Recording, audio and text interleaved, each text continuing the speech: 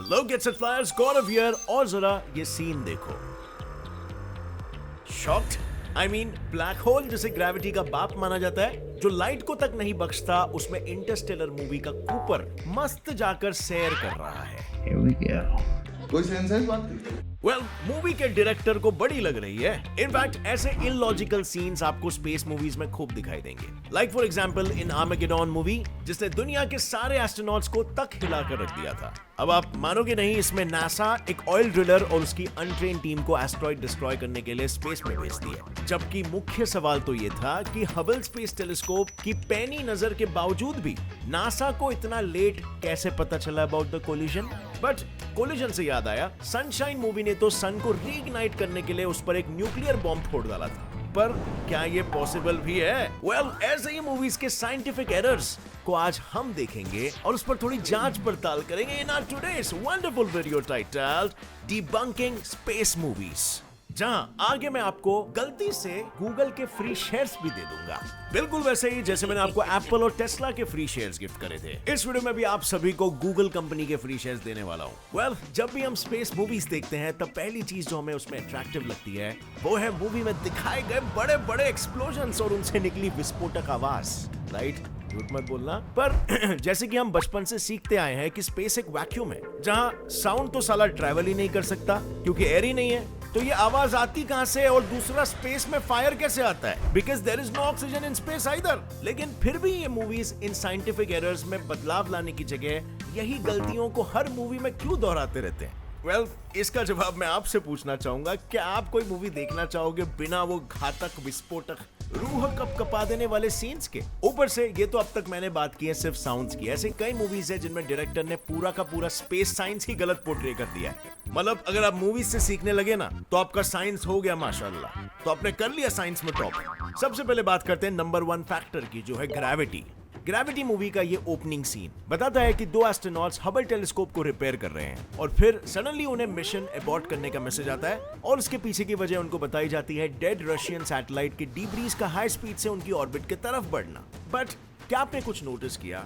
दरअसल रशिया ने जो सैटेलाइट डिस्ट्रॉय किया होता है वो एक कम्युनिकेशन सैटेलाइट था, और सभी कम्युनिकेशन सैटेलाइट्स अर्थ के जियोसिंक्रोनस ऑर्बिट यानी कि जीओ में रिवॉल्व करते हैं, जिसकी दूरी अर्थ के सरफेस से तकरीबन 35,786 किलोमीटर जितनी होती है। नाउ हबल टेलीस्कोप और आईएसएस किस ऊंचाई पर ऑर्बिट करते हैं ये आपको पता है? केवल 547 किलोमीटर की ऊंचाई पर, in the low earth orbit LEO.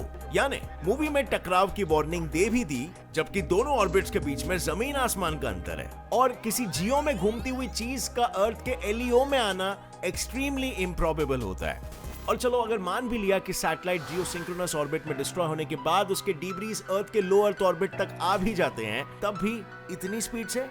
ना, दैट्स जस्ट नॉट पॉसिबल, क्योंकि साइंस के अनुसार जो सैटेलाइट अर्थ से सिर्फ 1000 किलोमीटर ऊंचाई पर डिस्ट्रॉय किया जाता है या इवन ब्लास्ट होती है, उसे भी अर्थ तक पहुंचने के लिए करीबन 1 साल लगता है, जबकि जियो और एलईओ के बीच तो कई हजार किलोमीटर्स का फासला है। ऊपर से जो सैटेलाइट 1000 किलोमीटर की ऊंचाई के ऊपर रिवॉल्व करते हैं वो तो ब्लास्ट होने के बाद अपने ही ऑर्बिट में घूमते रहते हैं। सो अगेन, हर एंगल से ये बस एक स्कैम है। बट ये स्कैम्स हमारे साथ सिर्फ मूवीज में ही नहीं हो रहा है, रियल लाइफ की स्टोरी भी कुछ ऐसी ही है, जहां हर छोटी बड़ी चीज जैसे कि डेली लाइफ में इस्तेमाल आने वाले प्रोडक्ट ही क्यों ना लो, हमारे साथ स्कैम्स करते हैं। एग्जाम्पल के लिए यूट्यूब ही ले लो, जिस पर आप दिन भर का अपना मोबाइल डेटा डालने के बाद भी कुछ नहीं पाते हो। हाँ, मेरे वीडियोस देखकर आपको इन्फॉर्मेशनल वैल्यू जरूर मिल जाती है, बट बाकी के आपके गवाए हुए डेटा का प्रॉफिट तो कंपनी के जेब में है ना। इसी तरह हम रोज Amazon, गूगल और नेटफ्लिक्स जैसे कंपनीज की ग्रोथ में रोज कंट्रीब्यूट करते हैं बिना अपने फायदे के। लेकिन मेरे साथ मैं ऐसा नहीं होने देता हूं, क्योंकि मैं पर्सनली बिलीव करता हूं कि हमें उन्हीं कंपनीज में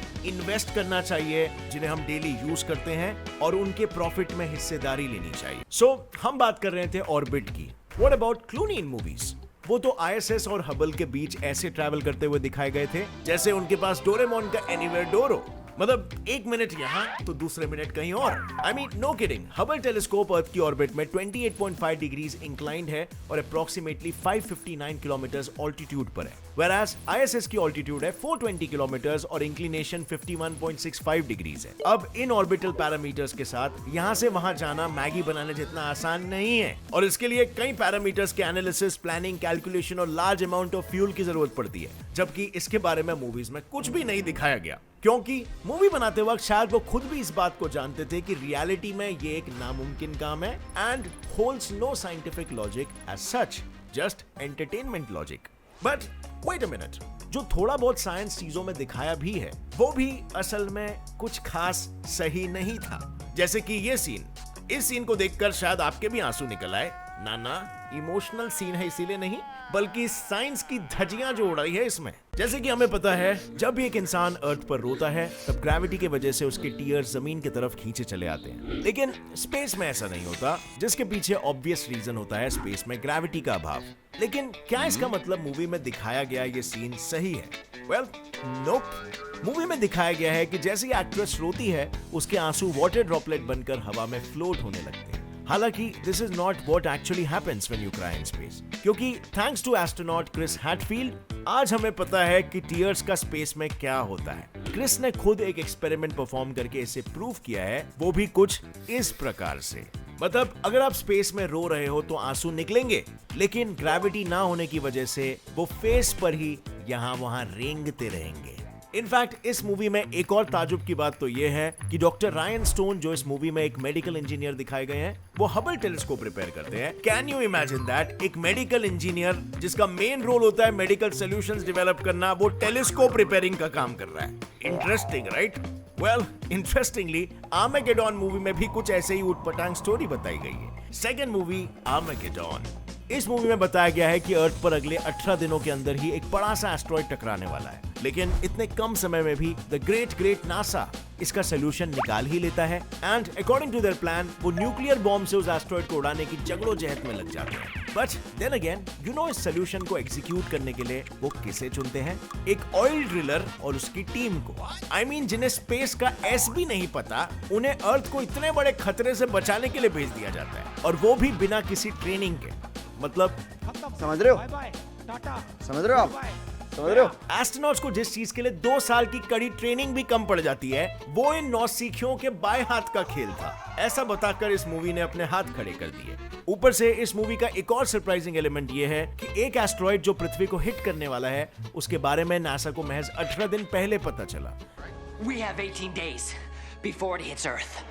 जबकि Hubble space telescope 8 billion miles दूर मौजूद ऑब्जेक्ट को भी बहुत पहले ही डिटेक्ट कर लेता है। And let me tell you, बात सिर्फ यहीं पर नहीं रुकी। आगे तो मूवी में एस्ट्रॉइड की ग्रेविटी भी एक मजाक बनकर रह गई है। आई मीन वर्कर्स ऐसे काम कर रहे थे जैसे वहां पर अर्थ जितनी ग्रेविटी मौजूद हो। इनफैक्ट एस्ट्रॉइड पर ना के बराबर ग्रेविटेशनल फील्ड होने के बावजूद जब ड्रिलर्स न्यूक्लियर बॉम्ब डंप करने के लिए 800 फीट तक की खुदाई कर रहे थे, तब भी उसमें से कोई डिब्रीज बाहर ही नहीं आ रहा था और ना ही कुछ फ्लोट हो रहा था, जिससे ऐसा लग रहा था कि पृथ्वी पर ही खुदाई चालू है। नाउ आई नो कि ये मूवीज है और इसमें कुछ भी कम ज्यादा करके दिखा सकते हैं, लेकिन मार्शियन मूवीज ने तो एग्जैजरेशन का भी एग्जैजरेशन कर लिया। Number 3, the Martian. बेसिकली इसमें दिखाया गया है कि मार्स पर आया हुआ एक स्टॉर्म कैसे ऑलमोस्ट सब कुछ उड़ा कर ले जाता है। हालांकि इस मूवी में मार्स का दिखाया हुआ ये स्टॉर्म ही इस मूवी का सबसे बड़ा साइंटिफिक एरर था, क्योंकि रियलिटी में नासा के अनुसार मार्स पर आए हुए कोई भी स्टॉर्म की वजह से ऐसी मुसीबतें पैदा नहीं हो सकती,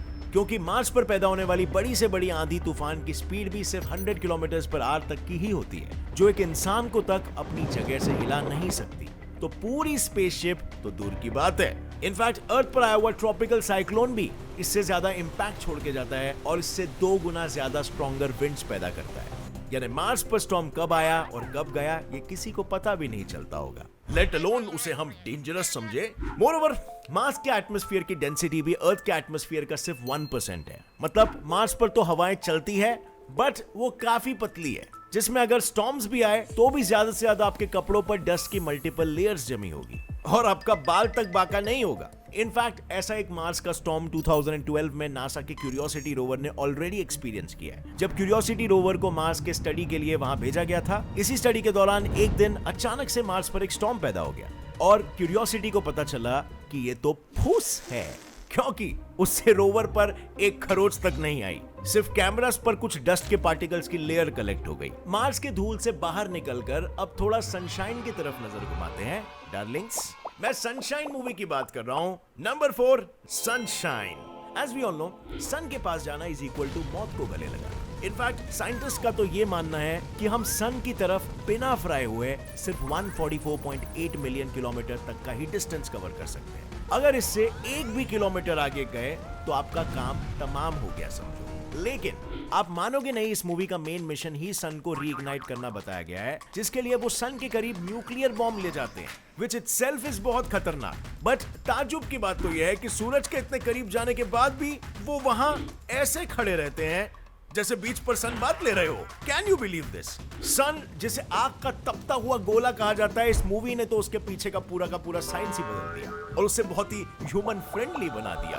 और तो और सन को इग्नाइट करने के लिए इस्तेमाल किया भी तो क्या, एक न्यूक्लियर बॉम्ब, जो सन की एनर्जी का सिर्फ 1% एनर्जी ही प्रोड्यूस करता है। ऐसे सुतली बॉम्ब फोड़ने से ना सन के अंदर का प्लाज्मा हिलेगा और ना ही सन के सरफेस को कुछ होगा। अगर रियल लाइफ में ऐसा कुछ करने का आप सोचोगे भी ना, तो उसके लिए करीबन 1 ट्रिलियन बॉम्ब्स की जरूरत पड़ेगी। 1 ट्रिलियन।